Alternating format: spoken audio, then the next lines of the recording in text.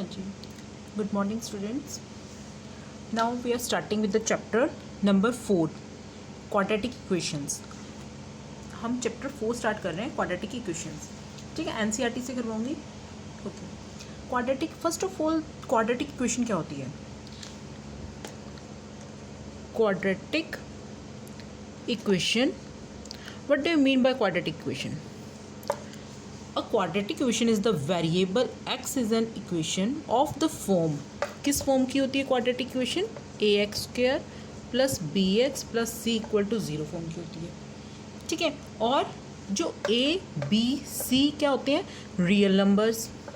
ठीक है, और which a is not equal to 0. अगर a 0 हो गया तो ये पूरा 0 हो जाएगा, तो वो एक लीनियर इक्वेशन बन जाएगी, नॉट क्वाड्रेटिक. क्वाड्रेटिक का मतलब क्या होता है? ऐसी इक्वेशन जहाँ पे हमारे पास जो x वेरिएबल होता है उसकी हाईएस्ट पावर क्या हो? 2 हो. ठीक है, ऐसी इक्वेशन जिनमें वेरिएबल x की हाईएस्ट पावर 2 हो, ऐसी इक्वेशंस को हम क्या कहते हैं? Quadratic equations. ठीक है, बट इन स्टैंडर्ड फॉर्म, ये इसकी होती है स्टैंडर्ड फॉर्म. स्टैंडर्ड फॉर्म का मतलब क्या हुआ? देखिए, जैसे हम बोल सकते हैं when we write the terms of P X in descending order. जो ये पी एक्स है, इसकी जो हमारे पास क्या है, इनको हम डिसेंडिंग ऑर्डर में अगर कन्वर्ट करते हैं. देखिए, यहाँ पे एक्स की डिग्री क्या है? 2 है. यहाँ पे एक्स की डिग्री क्या है? 1 है. और यहाँ पे 0 है. तो डिसेंडिंग ऑर्डर में चल रहे हैं. तो इस फॉर्म को क्या कहते हैं? हम इसकी standard form. Clear? Standard form of the quadratic equation, इसी इक्वेशन को ही बोलेंगे. A x square plus b x plus c equal to 0 क्या हो गई हमारे पास? Standard form. क्लियर? उसके बाद हमारे पास क्या आते हैं? क्वेश्चंस आते हैं एनसीईआरटी के. फर्स्ट क्वेश्चन क्या है एनसीईआरटी का, मैं दिखाती हूँ तुम्हें. Just a minute. देखिए, exercise 4.1 question number 1, check whether the following are quadratic equations. हमें चेक करना है ये जो इक्वेशंस है क्वाड्रेटिक इक्वेशंस हैं या नहीं हैं. अभी मैंने तुम्हें क्या कहा? क्वाड्रेटिक इक्वेशंस क्या होती हैं? जिनकी हाईएस्ट पावर ऑफ वेरिएबल की डिग्री क्या होती है? हाईएस्ट 2 हो, तो उनको क्वाड्रेटिक इक्वेशंस कहेंगे. क्लियर? अब क्वाड्रेटिक इक्वेशंस में अगर x ना हो, एक्स स्क्वेयर है बट x नहीं है. सपोज करो एक क्वाड्रेटिक इक्वेशन जो a x square plus c equal to 0 है, तो हम इसको ऐसे भी तो लिख सकते हैं, a x square plus 0x plus c equal to 0. तो ये भी क्या बन गई हमारी quadratic equation.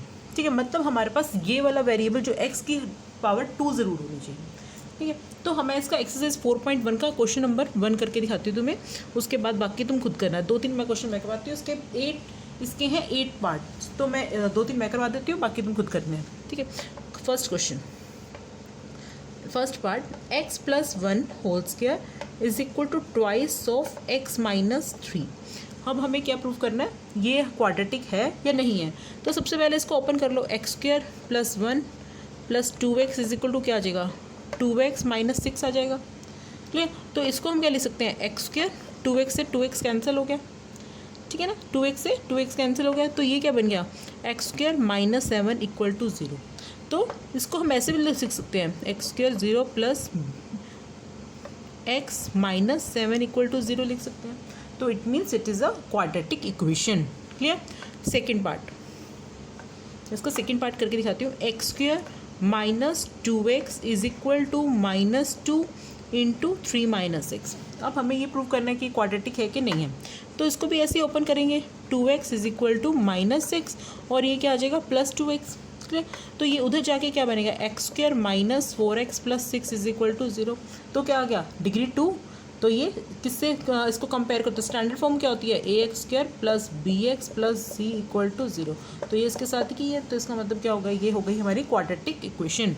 Third part, x minus 2 X plus 1 equal to X minus 1 X plus 3. अब इसको सॉल्व कर लो. पहले तो इसको ओपन ही करना पड़ेगा. X square plus X minus 2x minus 2 X square plus 3x minus X minus 3.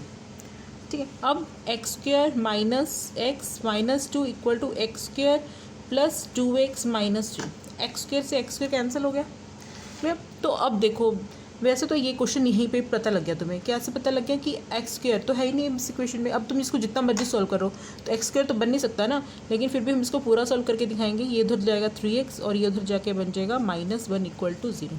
तो ये क्या हो गया? तो लीनियर पॉलिनोमियल है. ठीक है। तो इसका मतलब ये क्या हुआ, हमारे पास x की डिग्री तो है ही नहीं, हमने क्या कहा था। अब हम इसको ऐसे नहीं है कि जैसे हमने पिछले वाले क्वेश्चन में लिख दिया था कि 0x² लिख देंगे, नो ऐसे नहीं करना। तो यहाँ पे तो हमने क्या कहा था, a should not be equal to 0, मतलब a 0 नहीं होना चाहिए, ठीक है। क्वाड्रेटिक इक्वेशन की क्या कंडीशन थी कि a 0 नहीं होना चाहिए, तो इसलिए हम इसको 0x² तो लिख नहीं सकते, तो ये केस तो बनेगा नहीं। तो इसलिए हमने इसको लिखे 3x - 1 = 0। तो यहाँ पे x की पावर क्या होगी, हाईएस्ट पावर क्या होगी, 1 हो गई। हमें चाहिए क्या थी, 2 चाहिए थी, तो it means it is not a quadratic equation, ठीक है। Next fourth part, x - 3 2x + 1 = x × x + 5, ये आ गया, ठीक है। तो इसमें हम कैसे दिखाएंगे, देखो इसको भी ओपन कर लो। 2x² + x - 6x - 3 = x² + 5x। अब देखो, अब ये सॉल्व तो है, दोनों तरफ x² है, लेकिन सॉल्व करके x² ही बनेगा। 2x², x² क्या बना, x², और ये उधर जाएगा तो क्या आएगा 6x, ये उधर जाके -6x हो जाएगा, 11x हो जाएगा -10x -3 = 0। तो it is a quadratic equation, because अगर हम इसको इससे कंपेयर करते हैं ax² + bx + c = 0 से, तो ये क्वाड्रेटिक इक्वेशन की स्टैंडर्ड फॉर्म की जैसी ही है। तो ये होगी हमारे पास quadratic equation. Fifth part, 2x - 1 x -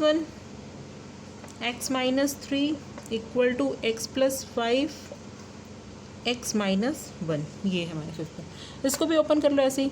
2x² - 6x - x + 3 = x² - x + 5x - 5, ये बनेगा। अब इसको सॉल्व कर लो।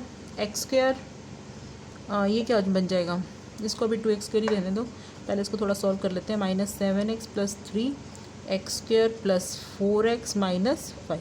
अब सॉल्व करते हैं। x², ये बन गया, -7 और -11x, ये उधर जाएगा तो क्या बनेगा 8 = 0। तो ये क्वाड्रेटिक इक्वेशन जैसी ही है। तो स्टैंडर्ड फॉर्म से कंपेयर करो तो ये क्वाड्रेटिक इक्वेशन जैसे बनती है। तो ये क्या बन गई हमारी quadratic equation, clear. Next sixth part इसका, x² + 3x + 1 = x - 2 का होल स्क्वायर। अब इसको कैसे करेंगे, x² + 3x + 1 = x² + 4 - 4x, a - b whole square का फॉर्मूला खोल दिया, ठीक है ना। तो ये x² से x² कैंसिल, तो यहाँ पे तो किसको जितना मर्जी सॉल्व कर लो, तो क्या आएगा, लीनियर पॉलिनोमियल ही बनेगा। हमारे पास क्वाड्रेटिक इक्वेशन तो बन ही नहीं सकती, क्योंकि x² जो डिग्री 2 थी वो हमारी कैंसिल आउट होगी। तो it means it is not a quadratic equation. तो अब हम करेंगे इसका 7th पार्ट। 2 पार्ट्स रह गए, फटाफट ये भी कर लेते हैं, ठीक है। 7th पार्ट इसका, x + 2 whole cube = 2x x² - 1। अब देखो इसमें क्या, अब a + b होल क्यूब का फॉर्मूला आ गया। a + b होल क्यूब का फॉर्मूला क्या होता है, a³ + b³ + 3ab × a + b। तो क्या बनेगा, x³ + 8 + 6x x + 2 = 2x³ - 2x। याद है ना फॉर्मूला क्या होता है, दोबारा से बता देती हूँ। a + b होल क्यूब का फॉर्मूला होता है a³ + b³ + 3ab a + b, right. तो वही फॉर्मूला अप्लाई कर दिया। a³ मतलब x³, 2 a2 का क्यूब 8, 3ab मतलब 3 × 2 6, 6 × x 6 x + 2, क्लियर। अब x³ + 8 + 6x² + 12x = 2x³ - 2x। अब देखो इसको जितना मर्जी सॉल्व करो, ये एक क्यूबिक इक्वेशन बनेगी, क्यूबिक पॉलिनोमियल बनेगा। क्यूबिक पॉलिनोमियल क्यों बनेगा, देखो अगर मैं इसको इसके साथ सॉल्व करती हूँ तो क्या आएगा, x³ तो आएगा, इधर लेके जाएंगे तो, और ये 12x उधर लेके जाओ तो क्या बनेगा, -14x हो गया, और ये क्या बनेगा उधर -6x² और उधर लेके जाओ -8 = 0। अगर इसको हम डिसेंडिंग ऑर्डर में भी कन्वर्ट करें तो ये इस तरीके से ही बनेगा। तो ये क्या हो गया, हमारा क्यूबिक पॉलिनोमियल हो गया। It is not a quadratic equation, it is a polynomial, it is a cubic polynomial. Cubic polynomial सारे होते तो पॉलिनोमियल्स ही है ना, चाहे 1 डिग्री का है, चाहे 2 डिग्री का है, चाहे 10 डिग्री का है, चाहे 100 डिग्री का है, होता पॉलिनोमियल है, बस उसकी डिग्री पे डिपेंड करता है। तो ये क्या बन गया हमारा cubic polynomial, it is not a quadratic equation. Next part 8th part इसका ईजी है, अभी तक तो बहुत क्वेश्चंस। इजी चैप्टर है, पिछले चैप्टर के साथ लिंक्ड है, मतलब उसमें हमने बस 2 इक्वेशंस में पढ़ते थे, 2 वेरिएबल्स में चेंज करते थे, इसमें हम एक ही वेरिएबल में रखेंगे बस इसको, इस चैप्टर में x माइनस 2 का होल क्यूब। अब ये वाली इक्वेशंस कैसी बनेगी, देखो इसको एज इट इज़ रखो और इसका a माइनस बी का होल क्यूब का फॉर्मूला खोल दो, a cube minus B cube minus 6x x minus 2, यही होता है a cube plus B cube, a cube minus B cube minus 3ab a minus B, यही फॉर्मूला होता है ना। बस में क्या होगा, a माइनस बी का होल क्यूब का फॉर्मूला बता देती हूँ तुम्हें, a minus B, a minus और यहाँ पे भी माइनस और यहाँ पे भी माइनस, ये हो गया a minus b whole cube का फॉर्मूला। ठीक है, अब x cube minus 4x square minus 6 plus 1 equal to क्या बनेगा, x cube minus 8 minus 6x square plus 12x, ये बनेगा। तो देखो एक्स क्यूब से एक्स क्यूब कैंसिल आउट हो गया, क्लियर। अब इसको हम उधर लेके जाएंगे, क्या बनेगा, या इसको इधर ले जाओ तो ये बनेगा 2x स्क्वायर माइनस प्लस 6 हो गया 2x स्क्वायर, उधर ये माइनस 12x उधर जाके बन जाएगा माइनस 39, ये उधर बन गया 9 इक्वल टू 0। तो ये क्या बन गई हमारी क्वाड्रेटिक इक्वेशन। मतलब कभी भी ये क्यूब देख के मत सोच लेना कि ये तो क्यूबिक हो गई, ये तो हमारी पॉलिनोमियल क्यूबिक पॉलिनोमियल निकल आया। क्यों, क्योंकि हमारा कई बार कैंसिल आउट हो सकता है, जैसे यहाँ पे क्यूब से क्यूब वाला कैंसिल आउट हो गया, तो ये क्या बन गया हमारी बन गई ये क्वाड्रेटिक इक्वेशन बन गई। ठीक है, नेक्स्ट क्वेश्चन, सेकेंड क्वेश्चन देखते हैं।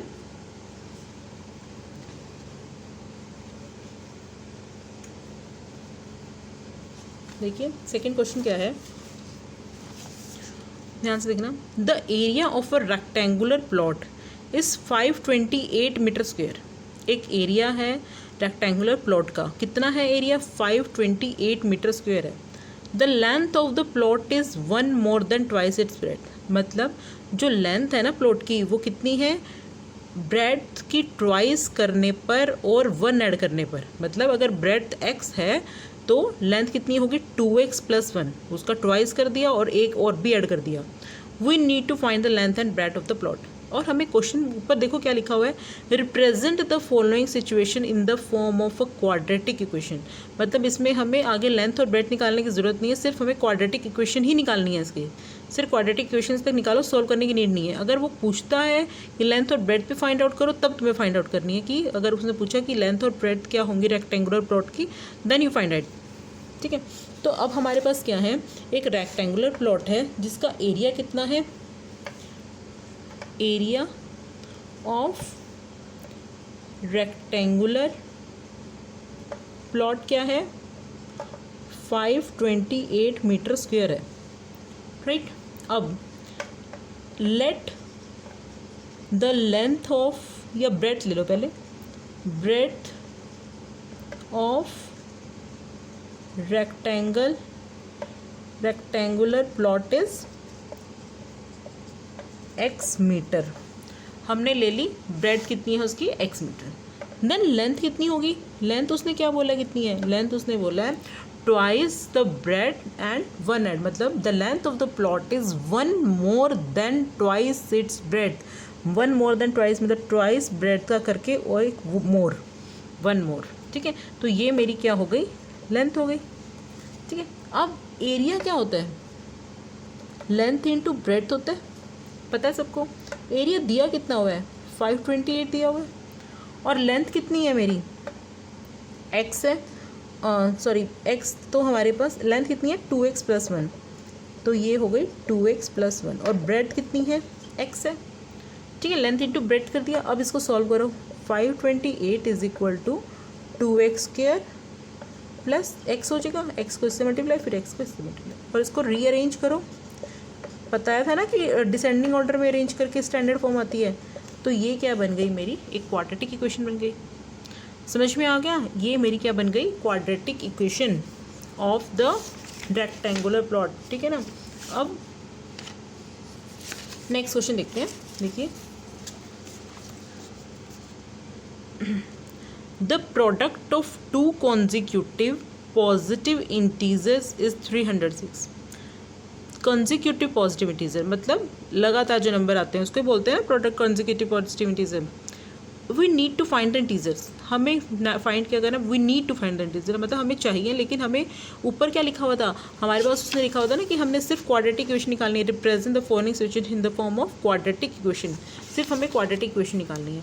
और क्या दिया हुआ है कॉन्जिक्यूटिव पॉजिटिव इंटीजर के प्रोडक्ट 306, तो हमें 306 क्या दिया हुआ है, इसकी कॉन्जिक्यूटिव पॉजिटिव इंटीजर की प्रोडक्ट दी हुई है, राइट। तो हम क्या सपोज कर लेंगे, हम सपोज कर लेंगे कि एक जो हमारा फर्स्ट कॉन्जिक्यूटिव इंटीजर है ना वो x है, ठीक है ना। तो ये हो गया हमारा सेकंड क्वेश्चन का सेकंड पार्ट, वो फर्स्ट पार्ट था सेकंड क्वेश्चन का। Let the consecutive positive integer is x, ठीक है, हमने वो ले लिया x। तो सेकंड पॉजिटिव इंटीजर क्या होगा, सेकंड पॉजिटिव इंटीजर क्या होगा, ऑब्वियसली x + 1 होगा, कॉन्जिक्यूटिव इंटीजर्स है ना, तो यहाँ पे लिखोगे second consecutive integer is x + 1 होगा। तो उनकी product according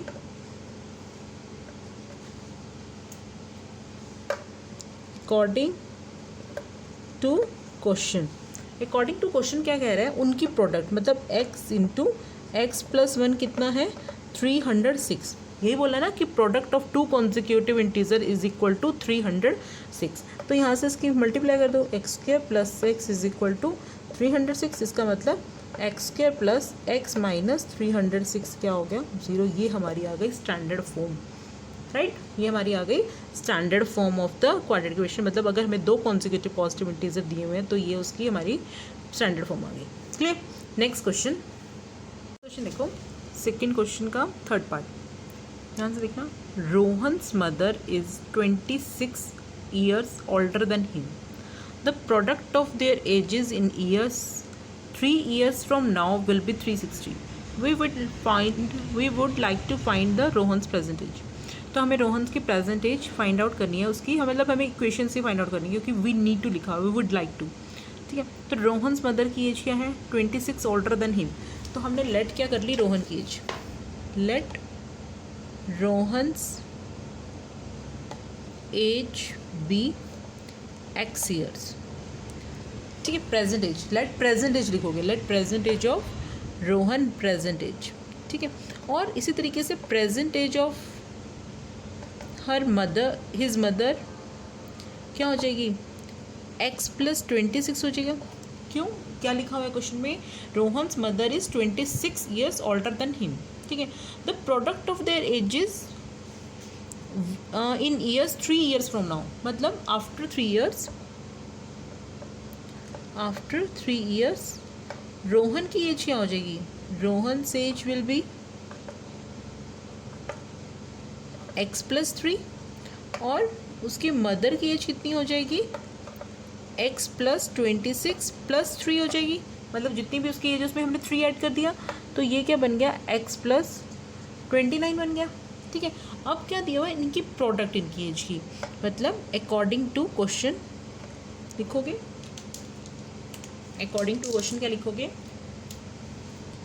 x + 3 and x + 29 equal to क्या दिया हुआ है 360, मतलब 360 हो जाती है उन दोनों की मल्टीप्लिकेशन, मतलब उनकी एजेस की मल्टीप्लिकेशन क्या है 360। तो x² इसको सॉल्व कर लो, 29x + 3x + 2 3 6 7 8 360, यही आएगा। क्लियर। अब इसको सॉल्व कर लो, x² + 29x + 3x कितना हो जाएगा 32x + 87 - 360 equal to 0।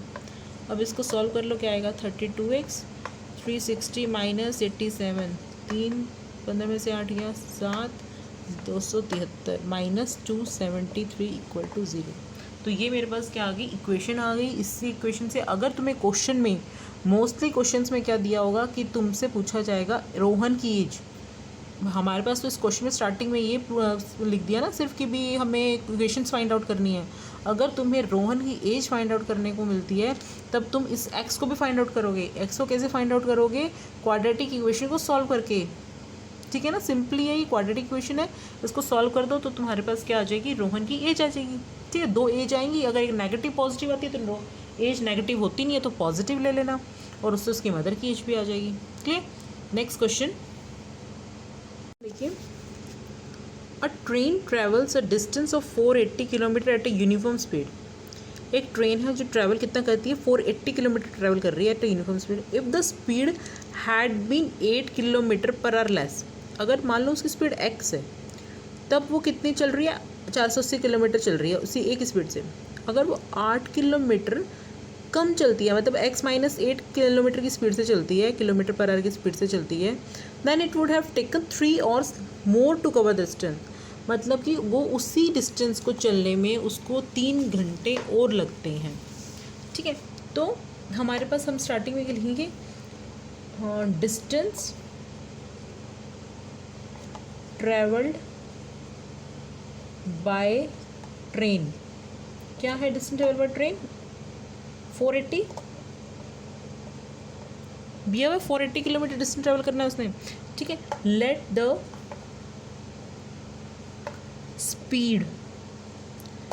Speed of train be, हमने स्पीड लेट कर लिया, स्पीड कितनी होती है स्पीड ट्रेन की, x किलोमीटर पर आवर की स्पीड से चल रही है ट्रेन। ठीक है, हमने क्या सपोज कर लिया, जो ट्रेन है वो किस स्पीड से चल रही है, x किलोमीटर पर आवर की स्पीड से चल रही है। ठीक है, तो टाइम कितना होगा, t1 कितना होगा, कितना टाइम लेगी वो, distance upon time, distance upon speed, sorry क्या होता है टाइम का फॉर्मूला, डिस्टेंस अपॉन स्पीड होता है ना फॉर्मूला टाइम का। तो डिस्टेंस 480 है और किस स्पीड से चल रही है, x किलोमीटर पर आवर की स्पीड से चल रही है वो, तो टाइम कितना लेगी वो 480 अपॉन x। ठीक है, नेक्स्ट अकॉर्डिंग टू क्वेश्चन हम क्या लिखेंगे, according to question speed of the train, speed of train अब क्या हो गई, x माइनस कितनी 8 kilometre, x minus 8 kilometre per hour हो गई, स्पीड कट गई ना उसकी, 8 किलोमीटर पर आवर की लेस हो गई उसकी स्पीड। डिस्टेंस कितना कवर करना है, सेम डिस्टेंस कवर करना है, 480 किलोमीटर ही पर कवर करना है उसने, तो वो कितने टाइम में करेगी, t2 टाइम में लगा लो, 480 अपॉन x माइनस 8 आ गया, ये हमने क्या निकाल लिया, डिस्टेंस अपॉन स्पीड हो गया। अब उन्होंने क्या कहा है कि वो जो वो है ट्रेन है वो 3 घंटे ज़्यादा टाइम लेगी, अब 3 घंटे ज़्यादा लेगी, तो ये वाला टाइम ज़्यादा है, मतलब जब उसकी स्पीड कम हो जाती है तो उसका डिस्टेंस, उसका टाइम ज़्यादा लग रहा है, तो ये ज़्यादा है और ये कम है, तो हम क्या लिखेंगे, t2 minus t1 is equal to 3 हो जाएगा। ठीक है ना, अब खुद ही सोचो कि अगर डिस्टेंस है ये कम है, स्पीड कम है, तो उसको टाइम ज़्यादा लगेगा, तो ये बड़ा होगा। तो इसी तरीके से जो t1 है उसकी स्पीड क्या है, ज़्यादा है उससे, तो ये t1 छोटा होगा, तो t2 माइनस t1 कितना है, 3 घंटे का फ़र्क आ रहा है, मतलब वो 3 घंटे ज़्यादा देर तक उसे चलना पड़ेगा, तब जाके वो उसी डिस्टेंस को कवर कर पाएगी। तो t2 की वैल्यू क्या है, 480 अपॉन x माइनस 8, और t1 की वैल्यू क्या है, 480 upon x is equal to 3 है। समझ में आ गया। अब नेक्स्ट, अब इसमें इस क्वेश्चन को कैसे सॉल्व करते हैं बेटा, देखो 480 कॉमन ले लो, तो ये क्या बचा, 1 अपॉन एक्स माइनस 8, और यहाँ क्या बचा, 1 अपॉन एक्स बचा इक्वल टू 3। ठीक है ना, तो इसमें क्या करो, अब इसका एलसीएम ले लो, x minus 8, 480 as it is, यहाँ क्या आएगा, एक्स आएगा, यहाँ क्या आएगा, एक्स माइनस माइनस क्या हो जाएगा, plus 8 equal to 3, right. Next x से एक्स कैंसिल आउट हो गया, तो 480 इंटू 8 बचा, 480 into 8 upon x square minus 8x, multiply कर दिया ना, x square minus 8x is equal to 3। ठीक है, अब cross multiplication, 3x square minus 24x equal to 480 into 8, ये क्या बनेगा, 0 8 64 4 6 32 32 और 6 38 38 और 40, तो ये क्या बन गया, 3x square minus 24x minus 3840 equal to 0, right. ये 3 से कैंसिल आउट भी हो जाएगा, 3 कॉमन ले लो उसमें से, अगर आंसर मैच ना करे by chance, minus 8x minus 1, 3 2 6, 3 8 0 equal to 0। तो हमारा आ गया x square minus 8x minus 1280 equal to 0। तो ये हमारे पास क्या आ गई, क्वाड्रेटिक इक्वेशन। समझ में आ गया, ठीक है ना। तो अब अगर हमसे स्पीड ऑफ द ट्रेन पूछें कि स्पीड क्या थी ट्रेन की, तो जस्ट हमें क्या करना है, सिर्फ हमें क्या करना है, हमें सिर्फ ये क्वाड्रेटिक इक्वेशन सॉल्व करनी है। जो उसमें इस क्वाड्रेटिक इक्वेशन को जो सोल्व करके तुम्हारी एक पॉजिटिव आए, अगर एक नेगेटिव आए तो पॉजिटिव टर्म ले लो। अगर तुम्हारी दोनों नेगेटिव तो आएंगे नहीं, इट इज़ नॉट पॉसिबल। अगर तुम्हारी दोनों पॉजिटिव आती हैं तो दोनों ही लिखोगे, या तो स्पीड एक्स ये होगी या फिर वो होगी, तुम इस तरह से बोलोगे, ठीक है। अब हमारी एक्सरसाइज 4.1 कंप्लीट हो गई। इसके मैंने एग्जाम्पल्स नहीं करवाए, तो एग्जाम्पल्स प्लीज़ ट्राई करना, खुद करना, और अगर नहीं सॉल्व होते, कुछ प्रॉब्लम आती है तो डिस्कस विद मी, डिस्कस कर लेना मुझके साथ, मेरे साथ, ठीक है। तो